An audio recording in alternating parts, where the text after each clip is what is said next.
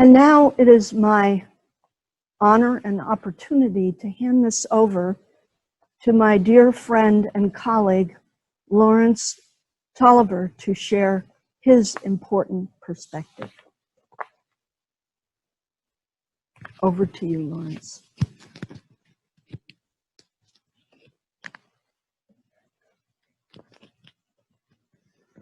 Reverend Pat, I just want to thank you so much for sharing your pulpit with me this morning. And I want to say good morning to all of our good friends, particularly those of you who understand New Thought. I have testified to you as a community once before that right now I am being the best spiritual man I have ever been in my life. And I know that one of the reasons that is so is because of this great, mature spiritual community. I just want to continue to serve you and to give you my heart. I so miss the opportunities to share songs with you and words with you and hugs with you. And I do look forward to the time when we can again come together with all of the beautiful camaraderie that we experience together. I want to give my telephone number to you. And that is because I may, in fact, through this message of becoming a better person, I may stimulate somebody to have a question that you want me to answer. And so my phone number is 704-999-7915. Now, I'm going to bring that number back to your mind toward the end of our time together this morning. We will, in fact, do something I love to do with you. We're going to engage in collective spiritual work at the end of my time today. Now, let me claim something. By virtue of metaphysics, I am empowered to call forth and experience a perfect me living in a perfect world. As a co-creator and an expression of an infinite, eternal, creative, loving, and intelligent spirit of life, my vision of global peace is forming me and the universe in which I live. This universal creative intelligence reciprocates with more of the peace energies we individually think into it. Fortunately, it doesn't take a lot of us to make a big difference. This universal creative intelligence magnifies and manifests whatever we earnestly place in mind. We just have to keep thinking into it from our hearts what we choose to experience. I have made numerous discoveries about the ways in which peace is manifesting in the world since 2012, when I asked the Creator to show me those ways. This morning, I'm going to tell you of my newest discoveries or discernments. In 2014, my publishing company produced a booklet, Here's Peace. That booklet describes how pervasively peace is expressed daily, 24/7, in our own individual bodies. Consider the many other places that peace is showing up today. There is peace between law enforcement and poor people. There is global peace between some of the nations of the world. There is planetary peace for a disturbed earth. There is peace between climate activists and governments. There is peace between religions of various sorts. There is peace between racial groups. And there is peace among and within ethnic groups. You can see peace at play whenever children are on a field just running around kicking a ball with each other, or playing tag with each other, or singing a song or dancing with each other. Peace shows up everywhere because peace accompanies life, your life and mine.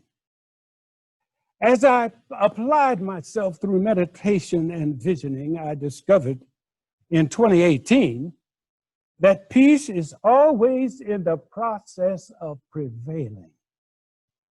Now, that may seem preposterous to you. How can I assert that peace is always, that is to say, always in the process of prevailing? Well, take a moment with me. Take a moment to remember something personal. How does your personal physician examine you? She determines whether you are normal by assessing your temperature, assessing your blood pressure, your oxygen absorption rate, your heart rate, your earwax, and ankle inflammation. And she looks in your nose to see if your nose passage is inflamed. Looks in your big mouth to see if your throat is turning colors. So speaking hypothetically, let us presume that your body operates normally 97% of the time. This means that your temperature, your blood pressure, your heart rate, and all of those other measures are normal 354 days a year. That's a 97% presence of peace. During these days, your body is at peace with itself. For if it were not, your blood pressure would surely show it. Your normal is experienced this way in any given year, just hypothetically speaking. During those other 11 days or less, your normal is in the process of restoration. Your normal is in the process of expressing itself. The instant inflammation is detected anywhere in your body, the rest of your body rushes to it and begins to counter the inflammation or the temperature or any other discomfort that you may experience for your body. In fact, your body operates to be at peace with itself. Now, I want you to enlarge your thinking. I want you to consider planet Earth. It has ways in which it regulates itself too. Through disciplined spiritual practices, I have discerned that the Earth begins correcting its imbalances the instant that imbalance shows up. This may not be a scientific finding, but certainly it's spiritual discernment. Ours is to identify Earth's natural corrective behavior and discern the Earth's pathways to restore normal temperature and equilibrium. Now, we're being told daily the Earth's temperature is high and going higher, which means Earth has a fever. That's what it means. What we need to do within our New Thought community is discover how we can join others who may have no idea what New Thought means, how we can help them express their level of activism to bring the Earth's temperature back to normal. Now, essentially, you and I have bodies that self-regulate, and the Earth is a physical and living body that also self-regulates. In early 2019, I want to tell you just a brief story. I learned about an 8th grader at Trinity Episcopal School, Mary Ellis, who was permitted by the school to engage in a climate strike each Friday. She'd go over to the government center uptown, and she would hold up her signs, and she would talk to anyone present about the health of the Earth and what we must do to help it, lower the temperature. She became a disciple of Greta Thunberg, a Swedish teenager who began the climate strike movement in Europe. Teenager. Now, when I attended one of Mary Ellis's demonstrations, I also learned that her school, Trinity, was permitting 3rd graders to attend those demonstrations too. This activism stirred me into deeper contemplation. When I connected the dots, I realized I had found the answer to a burning question. Who and where are the peace activists of this age? Who and where are the peace activists of this age? Now, I just have to pause a moment and just express something maybe intellectual. Peace, we normally think of as an energy prevailing among people. But we really do need to think about peace of the planet, planetary peace, if you would. And these climate activists, and there are millions of them all over the world in every country, these folks are focused on one thing. How can we help the Earth realize more of its normal, peaceful nature? And so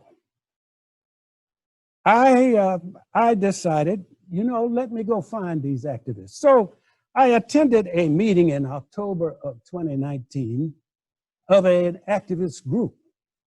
Right away, I realized that I should align myself with them and all the millions of other climate activists in the world.